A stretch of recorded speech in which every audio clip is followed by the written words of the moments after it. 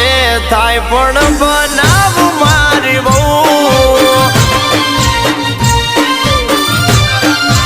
એ ભલે ગમે તે થાય પણ બનાવ મારી બહુ